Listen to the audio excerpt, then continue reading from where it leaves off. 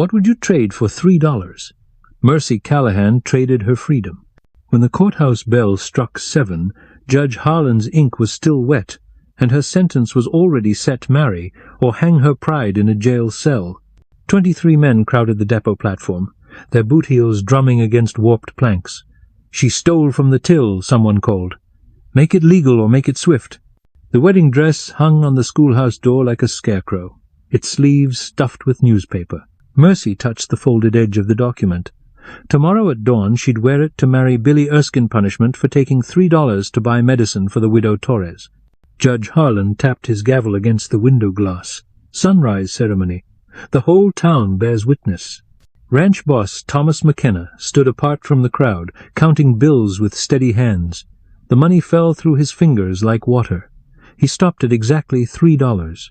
The seamstress pinched fabric between her thumb and nail, marking the hem. "It's a shame dress," she whispered. "Cut for walking, not dancing." Thomas McKenna struck a match and held it to his cigarette. The flame died against morning wind. The depot bell chimed 5:30 when Mercy Callahan swept the general store's front steps, her broom catching on a loose board that had warped through 3 hard winters. Dust rose in small clouds, settling on her dark calico dress, the only one without patches. She wanted nothing more than to disappear into the sage hills beyond town, but Widow Torres needed laudanum, and Doc Henley demanded payment before he'd release any medicine. $3 might as well have been 300.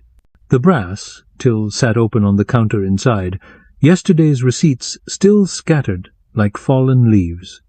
Store owner Mr. Bayer, Gretchen wouldn't arrive until 8, and the morning freight wouldn't bring Torres another month to live. Mercy reached for the crumpled bills. Her fingers closed around them just as the door chime announced Thomas McKenna's arrival, his spurs ringing against the plank floor. "Morning, Miss Callahan." He touched his hat brim, eyes moving from her face to her hand to the open till early for shopping. She slipped the money into her apron pocket. "Mrs. Torres needs medicine. Gretchen give you credit?" "Mr. Gretchen doesn't give credit to seamstresses." She lifted her chin. "Some debts can't wait for payday." Thomas studied her for a long moment, then walked to the barrel of penny candy and selected a piece of horehound. He placed a nickel on the counter. "Store's not open yet. I'll tell him you paid." He bit the candy in half. "And I'll tell him I saw you in here alone with the till." The words hit like a slap. Mercy's hand moved to her apron pocket, feeling the sharp edges of the bills through worn cotton. "You wouldn't." "Depends what you do next." Thomas stepped closer, close enough that she could smell leather and tobacco on his clothes. "Put the money back, and I'll forget what I saw. Mrs. Torres will die." "Mrs. Torres isn't my concern." He walked to the door, boot heels echoing against the floorboards. "Neither are you, come to think of it." The door chime marked his exit. Mercy looked at the till, at the money in her pocket, at the bottle of laudanum locked behind Doc Henley's glass cabinet. She walked to the medicine counter and counted out exact change. The courthouse bells struck 9 when Thomas McKenna found Judge Harlan in his chambers, sharpening a quill pen with a bone-handled knife. Sunlight slanted through tall windows, casting prison bar shadows across the oak desk. "Got a theft to report," Thomas said. Judge Harlan tested the pen's point against his thumb. "Amount?" $3. "From Gretchen's till." "Witness?" "Saw it myself." Thomas removed his hat, running his fingers along the brim. "Mercy Callahan! She's the seamstress, lives above the dry goods." The judge dipped his pen in ink and began writing. "Gretchen, file the complaint?" "He will when I tell him." Thomas shifted weight from one foot to the other. "Thing is, she took it for medicine, for the Torres woman." Judge Harlan's pen stopped moving. "That changes the crime how?" "Doesn't change it, just explaining." "You sweet on her?" The question caught Thomas off guard. He thought of Mercy's straight back, the way she'd lifted her chin when cornered. "No, sir, just stating facts."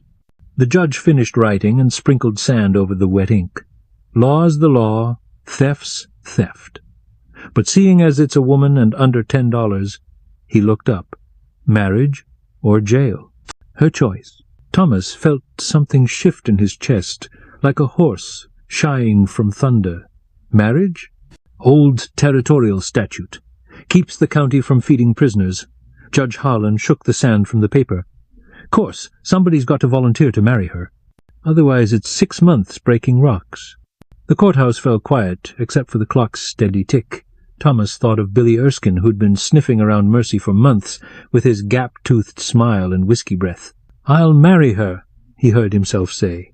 Judge Harlan raised an eyebrow. "Thought you weren't sweet on her." "I'm not." Thomas put his hat back on, pulling the brim low. "Just don't want to see a woman in jail over $3. The judge signed his name with a flourish. Dawn ceremony. Whole town's invited. Thomas walked to the window and looked down at Main Street, where Mercy was hanging wash behind the seamstress shop. The wind caught a white sheet, making it dance like a ghost. "Make it legal," he said. The school bell rang 6 o'clock, when Mercy found Thomas McKenna sitting on the front steps of the church, whittling a piece of pine into the shape of a bird. Wood shavings curled at his feet like blonde hair. She'd spent the afternoon pacing her small room, reading Judge Harlan's summons until she'd memorized every word. Marriage or jail. Dawn ceremony, public witness required. "Come to gloat?" she asked. Thomas didn't look up from his whittling. "Come to talk. About my wedding to Billy Erskine?" She sat on the step below him, smoothing her skirt over her knees. "About how the whole town gets to watch me pay for trying to help somebody. About how you don't have to marry Billy. He blew wood shavings from the carved bird's wing. Judge says any man will do, long as he's willing." Mercy turned to look at him. "And you're willing?" "Depends." He folded his knife and slipped it into his pocket. "What kind of wife you planning to be?" The question hung in the evening air between them. Mercy watched the carved bird take shape in his hands, small and delicate, wings spread as if caught mid-flight. "The kind that doesn't steal," she said finally. "The kind that helps dying women anyway?" She nodded. "If I have to." Thomas handed her the wooden bird. It was warm from his touch, worn smooth, except for the carefully carved feathers. "Then I reckon we understand each other." He stood and dusted wood shavings from his pants. "Dawn ceremony. You show up in whatever dress you want, not the one they hung on the schoolhouse door." Mercy turned the bird over in her palm, studying the grain of the wood, the precise cuts that gave it life. "Why?" she asked. Thomas stepped into the gathering dusk. "Because some things are worth more than $3. The bird seemed to flutter in her hands. The depot bell counted the half-hour past midnight, when Thomas McKenna saddled his best horse and rode out to the high mesa where his cattle grazed under a canopy of stars thick as spilled flour. The spring gather was 3 weeks behind schedule, and he had 40 head still to brand before the buyers arrived from Denver with their railroad contracts and hard cash. But tonight the cattle and their problems could wait. He needed space to think, room to breathe, distance from a town that would wake in a few hours expecting a spectacle. His horse, a steady bay gelding named Buck, picked its way carefully between sagebrush and scattered granite boulders, hooves ringing against stone in the thin mountain air. The mesa stretched empty in all directions, broken only by the distant amber glow of town lights and the silver thread of Willow Creek that ran through his northern pasture, carrying snowmelt from the high peaks. A coyote called from the rimrock, its voice rising and falling like a question posed to the universe. Thomas reined Buck to a halt and dismounted, letting the horse crop at the sparse grass while he rolled a cigarette from his diminishing supply of tobacco. The marriage contract crinkled in his shirt pocket, with every breath signed papers that would make Mercy Callahan into Mercy McKenna by sunrise, legally bound to a man she barely knew for reasons neither of them had chosen. Thomas struck a match and cupped it against the night breeze, the flame illuminating his weathered hands for a brief moment before the wind claimed it. He thought about the wooden bird he'd carved, about the way Mercy's fingers had closed around it like she was holding something precious. She hadn't said yes to marrying him, but she hadn't said no either. In less than 5 hours the question would be settled one way or another. Buck lifted his head and nickered softly, ears pricked toward the trail that led back to town. Another horse was coming, moving fast through the darkness. Thomas recognized the uneven gait of Billy Erskine's sorrel mare before he could make out the rider hunched over her neck. "McKenna!" Billy reined up hard 20 feet away, his horse dancing sideways and blowing hard from the climb. "Heard you been meddling in my business." Thomas dropped his half-smoked cigarette and ground it under his boot heel. "Heard right, if your business is forcing yourself on women who don't want you. That woman's going to be my wife come sunrise." Judge Harlan said so himself. Billy's hand moved to rest on the grip of his pistol, a nervous gesture that spoke of whiskey courage and poor judgment. Had it all arranged proper, wedding dress and everything. Arranged by who? Thomas kept his voice level and calm, the way he would speak to a spooked horse. "Last I heard, Judge Harlan said she could choose any willing man. Doesn't say it has to be you. I've been courting her respectful for months." Billy's horse shied at a nightbird's call, nearly unseating its rider. Brought her flowers, offered to escort her places. "She's just been too proud to accept a good man's attention," Thomas snorted. "Flowers stolen from other folks' gardens, and attention that came with grabbing hands. Whole town knows you cornered her behind the church after the last social. Took 2 deacons to convince you to let her go." Billy's face darkened in the starlight. "You calling me a liar?" "Calling you drunk most evenings and rough with women who can't fight back." Thomas stepped away from Buck, giving himself room to move if things turned ugly. Mercy Callahan deserves better than a man who can't take no for an answer. "Since when do you care what a thieving seamstress deserves?" Billy's voice rose, harsh and bitter. "Since when is Thomas McKenna the protector of every down-on-her-luck female in Colorado territory?" The insult hung in the cold air like gun smoke. Thomas felt his temper rise, hot and dangerous as a summer lightning storm. "Since I decided to marry her myself and keep her out of your grabbing hands." Billy's pistol cleared leather in a smooth drawer, the barrel gleaming silver in the starlight. "We'll just see about that, won't we?" The shot echoed across the empty mesa, rolling like thunder through the vast spaces between the mountains. Buck reared and pulled against his reins, while Billy's sorrel bolted into the darkness, carrying its cursing rider back toward town at a dead run. Thomas holstered his own weapon and caught Buck's trailing reins, speaking soft words until the horse settled. His left shoulder burned where Billy's bullet had creased it, tearing his shirt and drawing blood, but the wound was shallow. Billy Erskine was a poor shot, sober and worse when he'd been drinking. The depot bell chimed 1 o'clock in the distance, carried on the thin mountain air. Thomas swung back into the saddle and turned Buck toward home, toward a town that would wake in 4 hours, expecting justice and getting something else entirely. "Since when do you care what a thieving seamstress deserves?" The words hung in the air like gun smoke. Thomas felt his temper rise, hot and quick. "Since I decided to marry her myself." Billy's hand dropped to his gun. "We'll see about that." The shot echoed across the mesa, rolling like thunder through the empty spaces between the stars. Meanwhile, in her small room above the dry goods store, Mercy Callahan sat by her window watching the distant flicker of gunfire on the mesa. The wooden bird rested in her palm, wings spread in perpetual flight, while she wrestled with a decision that would define the rest of her life. The punishment dress hung from a nail on her door, like a ghost-white cotton that would mark her as a criminal bride, a woman who'd stolen and been caught, and now must pay the price in public humiliation.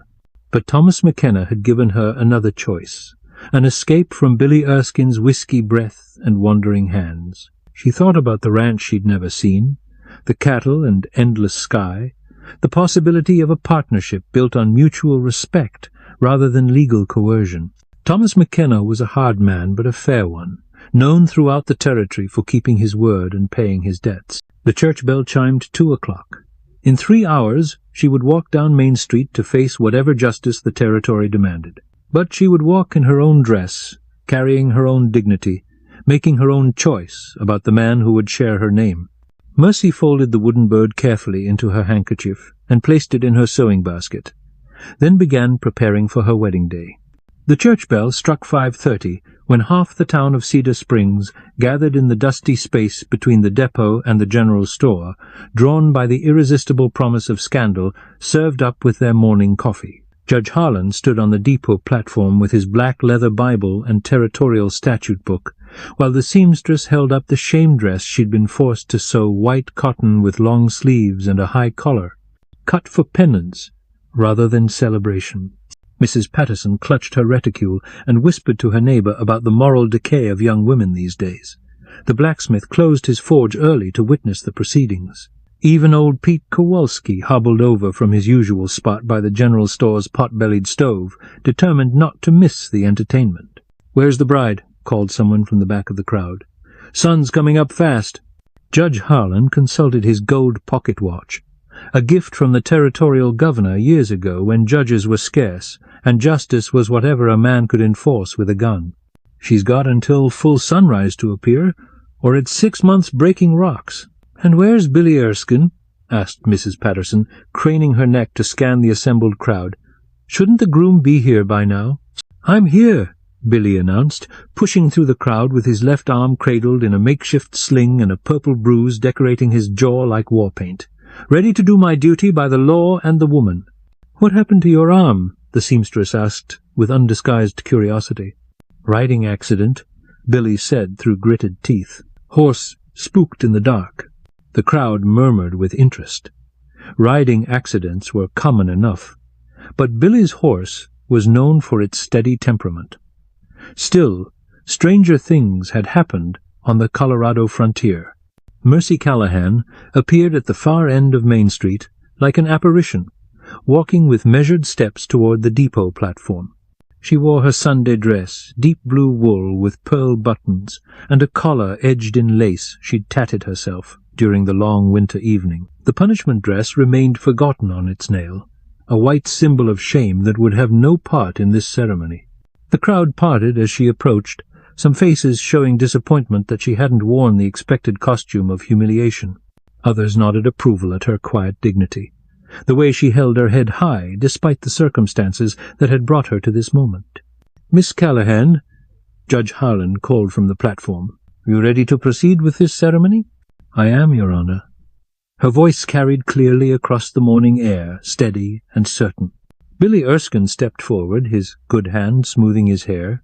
"Then let's get this done. I got cattle to tend after."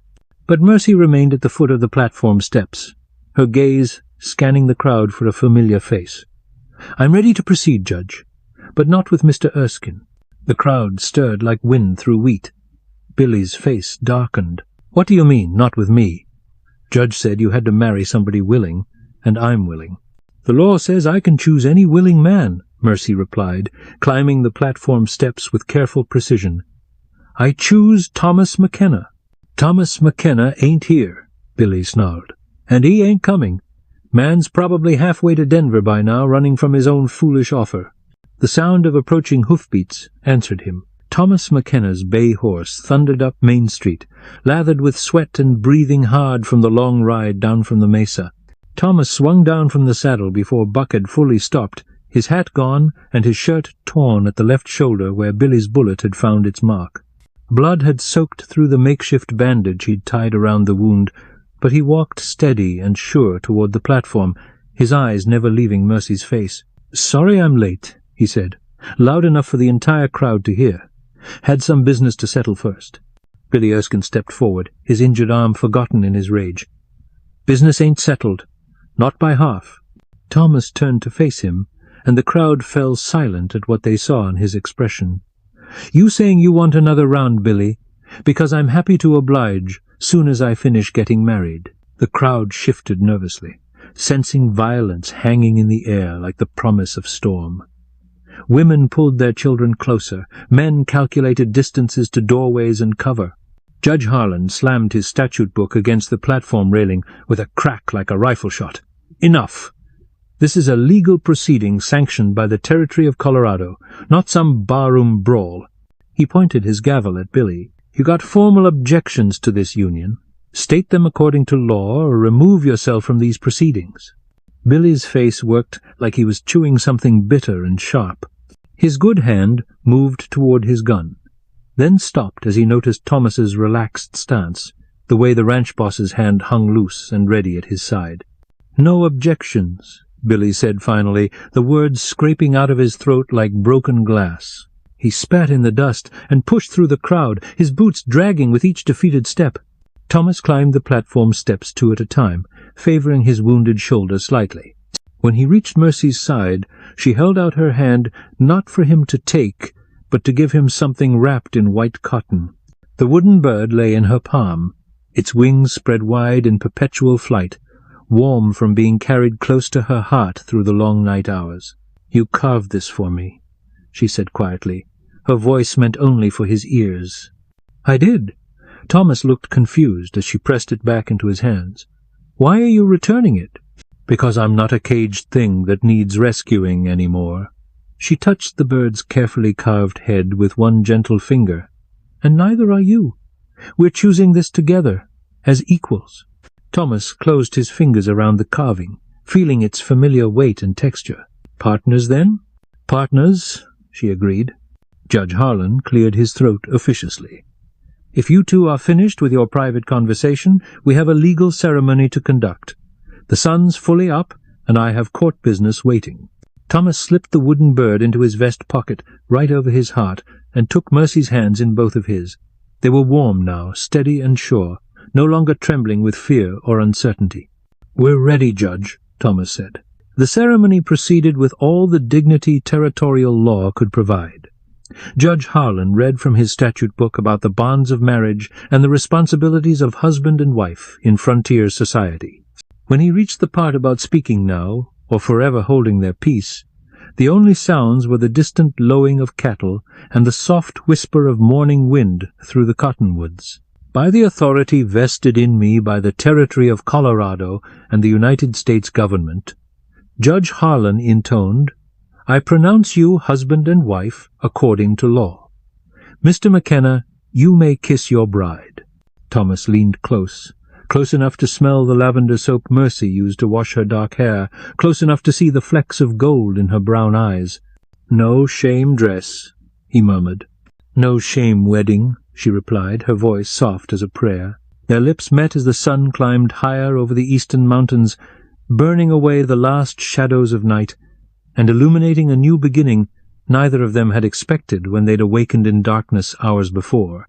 The crowd erupted in cheers and applause, the sound echoing off the false-fronted buildings that lined Main Street like a blessing bestowed by the entire community. Someone produced a fiddle, and the blacksmith's wife began organizing an impromptu celebration in the space between the depot and the church. When Thomas and Mercy finally broke apart, both were laughing through tears of relief and something that might have been joy. "Mrs. McKenna," Thomas said, testing how the name sounded on his tongue. "Mr. McKenna," she replied, her eyes bright with unshed tears. "I believe we'll do just fine." The depot bell chimed 6 o'clock, marking the official end of the ceremony and the beginning of whatever came next. Thomas helped his new wife down from the platform, while the crowd pressed close with congratulations and invitations to the church social that evening. But first, they had a ranch to reach, cattle to count, and a marriage to build from the ground up, with nothing but trust and the promise of partnership to guide them through whatever trials the Colorado territory might bring. The wooden bird rested safe in Thomas's pocket, its wings still spread for flight, but content now to stay where it belonged, close to the heart of a man who had learned that some things were indeed worth more than $3, more than pride, more than the safety of a life lived alone. As they walked together toward the livery stable where Thomas's wagon waited, Mercy slipped her hand into the crook of his good arm, careful not to jar his wounded shoulder. "About that laudanum for Mrs. Torres," she said quietly. "I want you to know I'll find a way to pay it back, every cent." Thomas covered her hand with his own. "Already taken care of. Paid Doc Henley this morning before the ceremony." Mercy stopped walking and turned to look at him fully. "You did what?" $3. Called it a wedding present." He smiled, the first genuine smile she'd ever seen on his weathered face. Seemed like the right thing to do. She stood on her toes and kissed him again, there in the middle of Main Street with half the town watching and the other half pretending not to. It was a kiss that tasted of new beginnings and second chances, of partnerships forged in understanding rather than desperation. "Thomas McKenna," she said against his lips, "I think I'm going to like being married to you." "Ask me again in a year, Mrs. McKenna," he replied, "after you've seen me try to cook breakfast and mend fences in a blizzard." They climbed into the wagon together, Two people who had started the day as strangers and ended it as husband and wife, bound not by punishment or circumstance, but by choice freely made in the clear light of a Colorado morning.